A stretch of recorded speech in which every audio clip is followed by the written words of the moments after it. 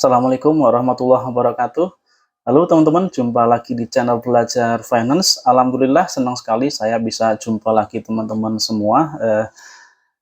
Mudah-mudahan teman-teman sehat-sehat semua ya. Oke, kali ini saya mau sharing sebuah saham masih ada hubungannya dengan video-video saya sebelumnya. Jadi saya usahakan bikin video yang saling terkait ya dan ada hubungan dari emiten-emiten sebelumnya atau dari sektor sebelumnya.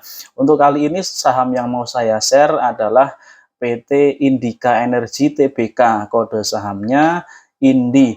Nah, ada beberapa hal yang menarik dari Indika Energy ini atau INDI ini bahwa mayoritas penghasilannya atau pendapatannya dari sektor batubara, teman-teman. Namun demikian, tidak bisa dipukul rata hanya dari batubara saja karena INDI ini menyimpan potensi dari bisnis lainnya.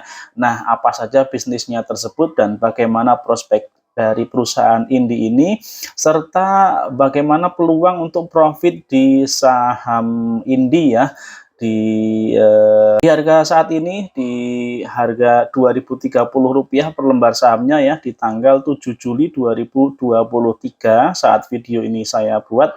Oke teman-teman, nanti kita akan melihat dari sisi profil perusahaan, kemudian dari sisi fundamental, teknikal dan juga peluang di saham INDI ini teman-teman ya.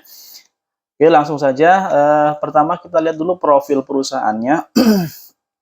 Jadi kalau kita melihat INDI seringkali akhir-akhir ini dikaitkan dengan visi mereka untuk menjadi sebuah perusahaan yang mendiversifikasi usahanya, terutama arahnya ke energi terbarukan ya teman-teman ya, EBT atau energi baru terbarukan.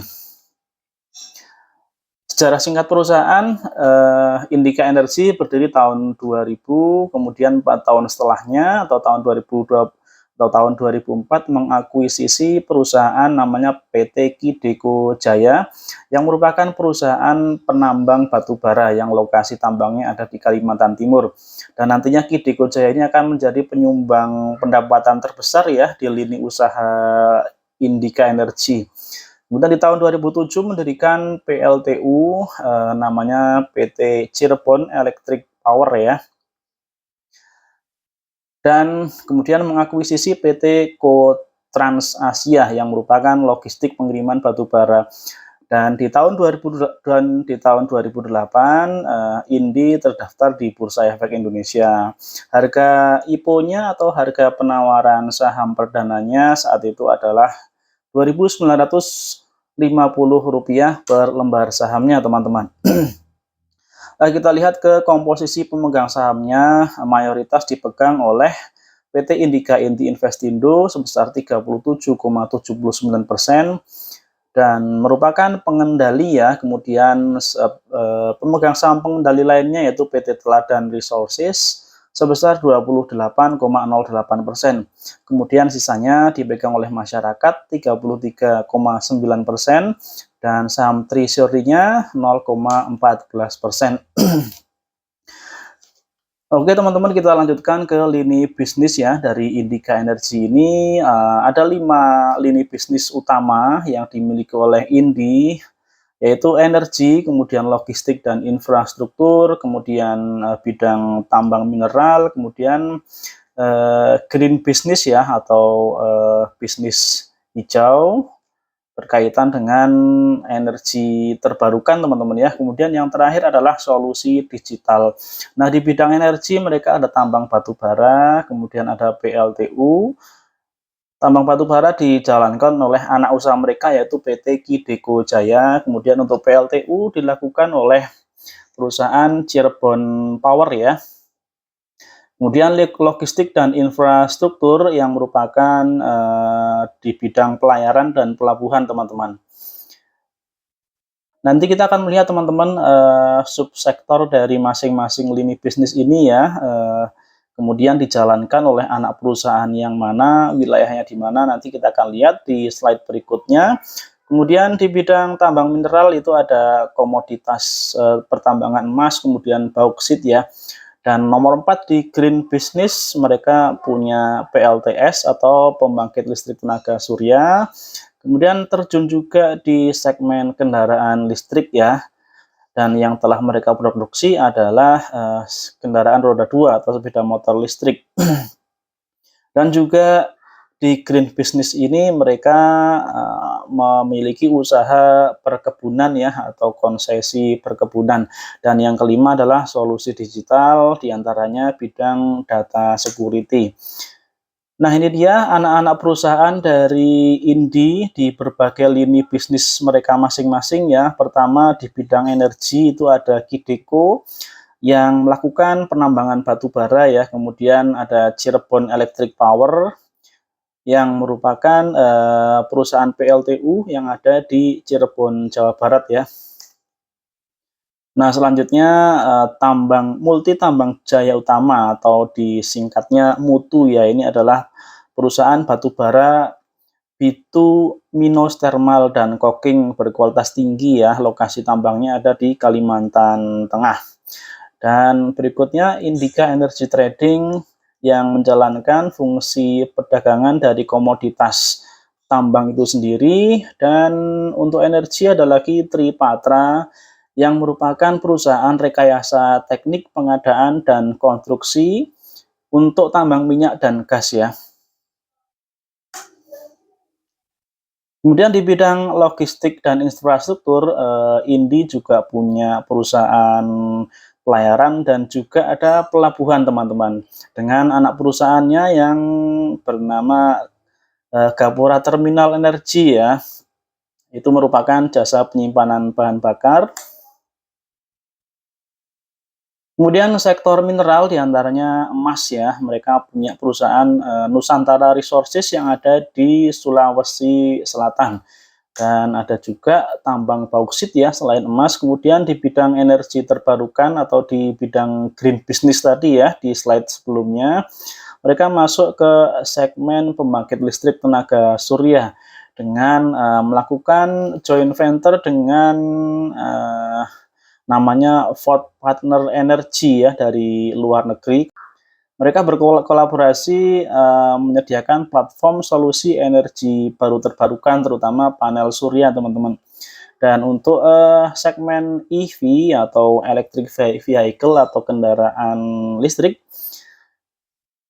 mereka memproduksi sepeda motor dengan merek Alfa yang dimulai atau didirikan perusahaannya Electra Motor Group ini ya di tahun 2022, dan tahun kemarin juga sudah tampil di pameran otomotif tahunan di Jakarta ya, di Gias ya.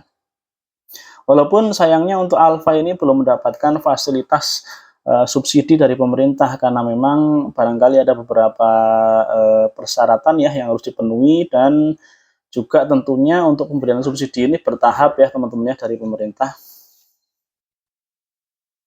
Dan nantinya tidak hanya memproduksi kendaraan listrik saja, tapi juga menciptakan ekosistem dari kendaraan listrik itu sendiri teman-teman, meliputi charging station, kemudian penggantian batu baterai, dan seterusnya ya. Nah, di bisnis hijau lainnya atau green energy lainnya, sesuai dengan visi dari Indika Energy ke depannya, di antaranya adalah perusahaan mereka Indika Nature ya, perusahaan penyedia solusi berbasis alam. Nah, salah satu tujuan dari Indika Nature atau perusahaan penyedia berbasis alam ini dalam contoh realnya adalah perkebunan ya atau forestry. Nantinya juga berkaitan dengan kebijakan pemerintah yang harus dilaksanakan oleh perusahaan, yaitu kebijakan karbon ya, artinya ada batasan tentang jumlah karbon maksimal yang boleh dihasilkan dari perusahaan-perusahaan yang memang dalam rantai produksi mereka menghasilkan jumlah karbon yang cukup besar. Dan batasan itu jika sudah terlewati maka harus ada pembayaran ke negara ya. Maka untuk mensiasati hal tersebut, beberapa perusahaan sudah memulai dengan melaksanakan penanaman pohon. Karena dengan penanaman pohon di hutan-hutan itu bisa mereka perhitungkan, sehingga jika ada kelebihan bahkan mereka bisa jual teman-teman ya, untuk mengatasi kebijakan carbon offset tersebut. Kemudian di bidang digital, ada perusahaan dari anak perusahaan India, namanya Sapiens Teknologi Indonesia yang merupakan penyedia informasi, komunikasi, dan teknologi. Didirikan tahun 2018.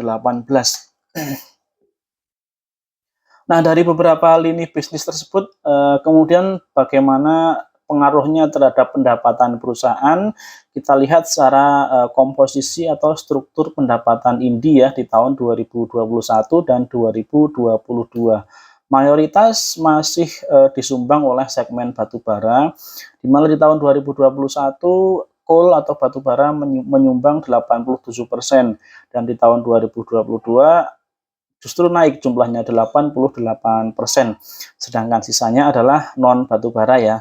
Kemungkinan besar di tahun 2022 ada kenaikan sebesar 1% di sektor batubara karena memang pendapatan semua perusahaan batubara ya mengalami kenaikan yang cukup fantastis di tahun 2022 kemarin teman-teman ya.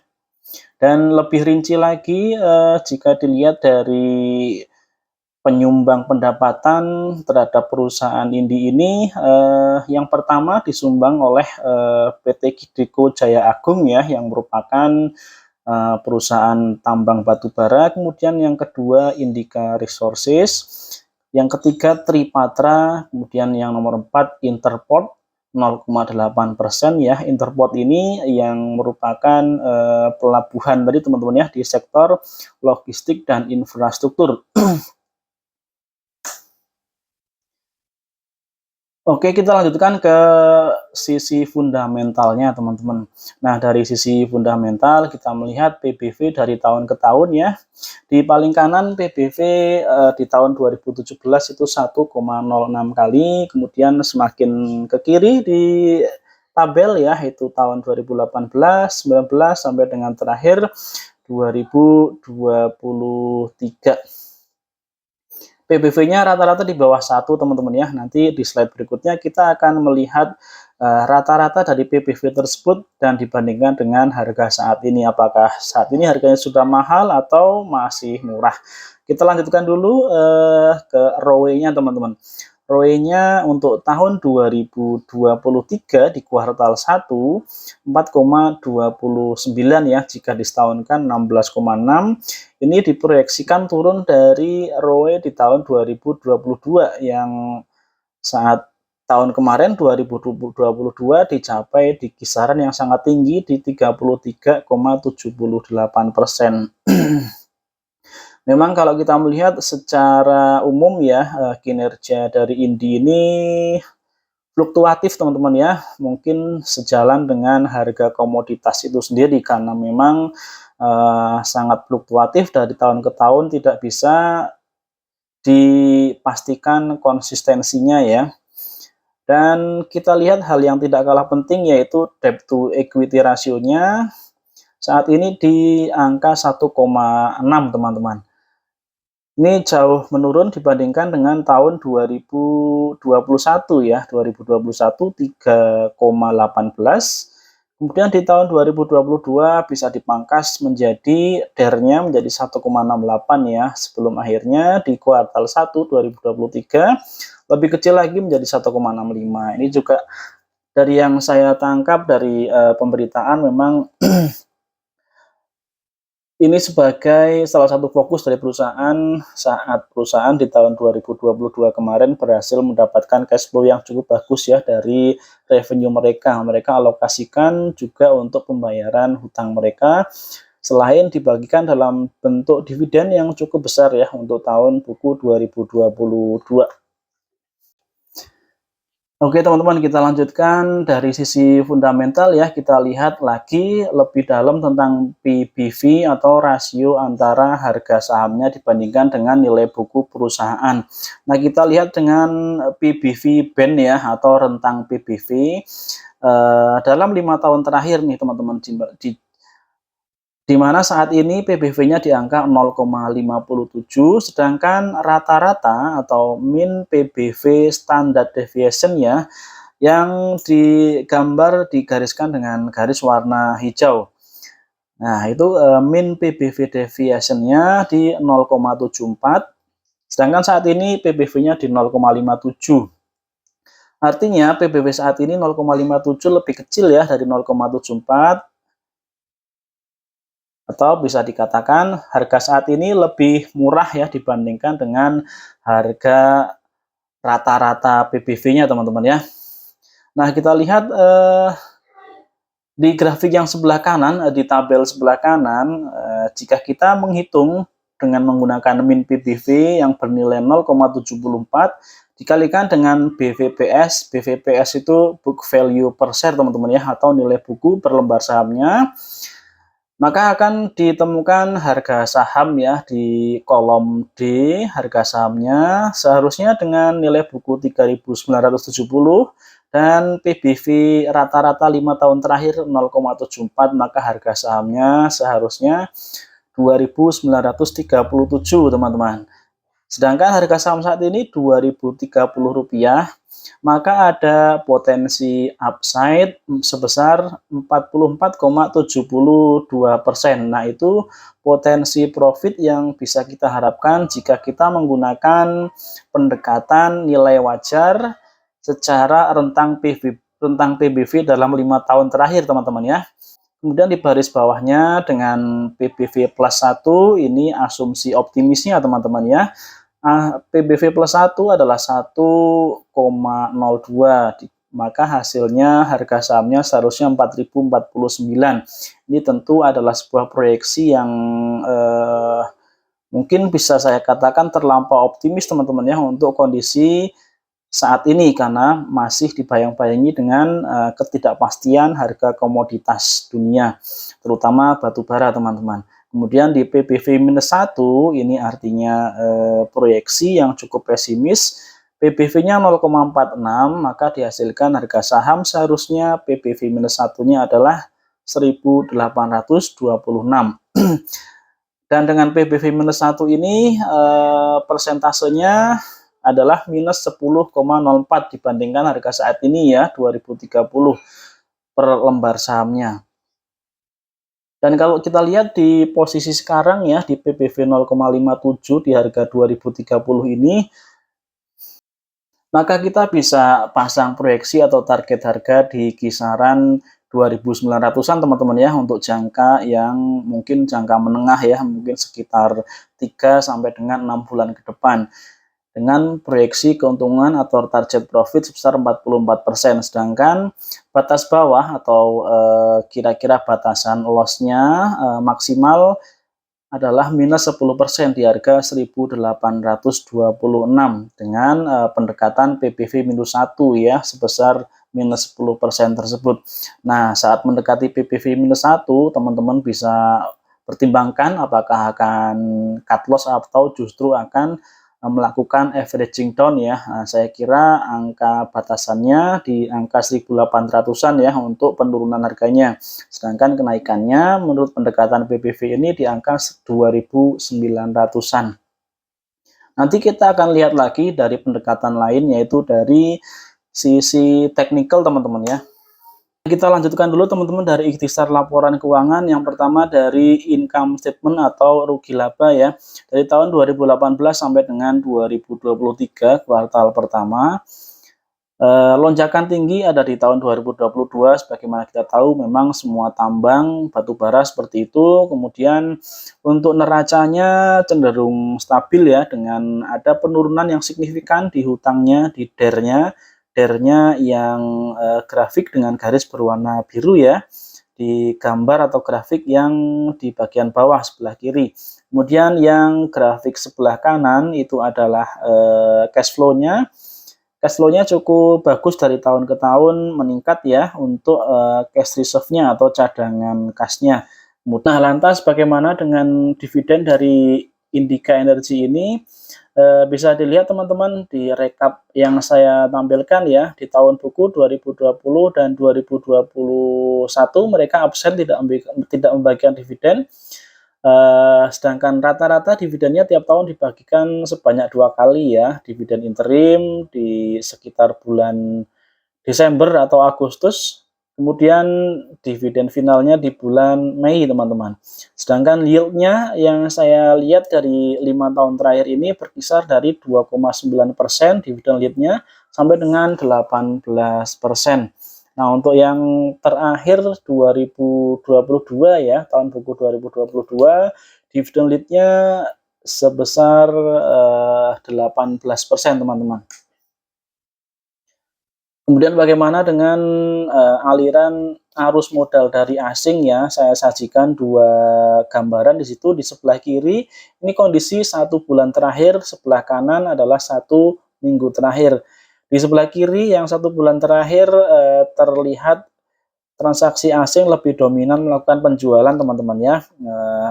Yang grafik berwarna merah, foreign sell lebih banyak daripada pembelian asingnya. Kemudian sebelah kanan, nah ini dalam 1 minggu terakhir terlihat asing lebih banyak melakukan pembelian ya. Nah, ini artinya apa? Artinya mulai ada akumulasi dari pemodal asing dalam 1 minggu terakhir ya. Dan setelah adanya akumulasi tersebut, mungkin akan diikuti dengan kenaikan harga sahamnya ya, karena jumlah demand-nya meningkat, teman-teman. Lalu bagaimana dengan pemberitaan di media? Saya lihat dari aplikasi RTI ini, teman-teman, yang sepertinya diambil dari media kontan ya. Nah, ada beberapa headline atau pemberitaan yang saya garis bawahi di situ, teman-teman. Di antaranya berita tanggal 14 Juni 2023 yang judulnya Indika Energi incar pasar bauksit dalam negeri ya. Jadi ada pembatasan ekspor bauksit, kemudian fokus dari Indika adalah pemasaran untuk di pasar domestik ya, untuk produk bauksit mereka. Dan selain itu pemberitaan berikutnya di bagian bawah tanggal 31 Mei, jadi Indi mulai mengincar peluang dari perdagangan karbon ya, sebagaimana yang tadi saya sampaikan di depan, teman-teman. Dengan masif masuk ke sektor perkebunan dan kehutanan, teman-teman ya. Dan kemudian berita tanggal 30 Mei ada satu sentimen negatif yang berasal dari adanya beban royalti dari perusahaan batubara. Dan yang saya garis bawahi terakhir di bagian kanan bawah itu adalah tentang sentimen kendaraan listrik yang dikatakan di situ hanya sesaat ya. Tentunya ini patut kita cermati ya perkembangan dari program atau energi listrik akhir-akhir ini, teman-teman ya. Nah, lalu bagaimana dengan pergerakan harganya di tanggal 7 Juli 2023 ini di penutupan perdagangan hari Jumat ya. Nah, ini harga saham Indi berhenti di angka 2030, turun 3,33%, cukup dalam sebagaimana emiten-emiten di sektor energi lain ya, yang cenderung mayoritas memang bergerak turun di perdagangan hari ini. Kemudian dari sisi teknikal kita melihat, teman-teman, saya melihat dari grafik MA ya, atau moving average. Di situ ada 3 moving average yang saya pakai, MA5 atau dalam seminggu, kemudian MA20 atau rata-rata pergerakan harga saham dalam 20 hari perdagangan atau 1 bulan ya. Kemudian MA100 atau kurang lebih 3 bulan. Nah, MA5 dengan garis berwarna hitam, MA20 yang kuning, kemudian MA100-nya yang merah. Saat ini di harga 2030 sudah berada di atas MA5, di mana MA5-nya di angka 2020, ada selisih 10 poin ya. Sedangkan MA20-nya ada di angka 19.050. Ini cukup jauh di bawahnya ya, sekitar 5% di bawahnya ya. Kemudian di MA100-nya di angka Rp2.180. Nah, kalau kita melihat dari grafik ini, teman-teman, target harga mungkin yang terdekat adalah di MA100, di crossing MA100 nanti ya, kita harapkan akan bisa tembus harga di 2.180-an dengan target profit kurang lebih dari 2030 ke 2180 ya, sekitar 7%, teman-teman ya. Sedangkan loss-nya atau titik support-nya di angka 19.500 di mana angka itu adalah sekitar minus 5% teman-teman ya. Nah, itulah kira-kira rentang harga yang bisa dicermati teman-teman menurut opini saya. Jadi jarak terdekatnya untuk bisa kita harapkan di angka 2.100-an ya untuk profit yang bisa kita targetkan, sementara untuk penurunan mungkin kita bisa pantau supportnya di angka 1.800 dan 1.900. Itu dalam jangka waktu dekat teman-teman ya, dalam jangka atau tempo minggu hingga 1 bulan atau 2 bulan ke depan ya, untuk proyeksi atau opini dari saya sendiri. Nah, lantas bagaimana kesimpulannya? Tentunya dalam jangka dekat untuk harga saham Indi masih berpotensi naik ya, sebagaimana terlihat di grafik teknikal masih berada di atas MA5 dan sudah crossing ke atas dari MA20. Kita tunggu untuk bisa crossing di atas MA100. Kemudian teman-teman hati-hati jika sahamnya terus turun menyentuh angka 1.900 ya, di mana selisihnya untuk upside-nya atau potensi profitnya sekitar 7% dan potensi downside-nya sekitar 5% dalam jangka pendek. Sementara di jangka panjangnya tadi di kisaran harga dengan pendekatan PBV bisa target harganya di 2.900-an ya. Kemudian untuk supportnya di kisaran 1.800-an dengan menggunakan pendekatan fundamental dengan metode PBV tadi teman-teman ya. Kemudian kira-kira sentimen apa saja yang terkait dengan Indi ini? Tentunya energi baru terbarukan masih akan menjadi hal yang sering diperbincangkan, juga kendaraan listrik. Dan yang tidak kalah berpengaruh tentunya adalah harga komoditas, terutama batu bara teman-teman ya, untuk terus kita cermati pergerakannya. Itu saja saya kira untuk saham Indi kali ini, opini pribadi dari saya ya, bukan ajakan untuk buy ataupun sell.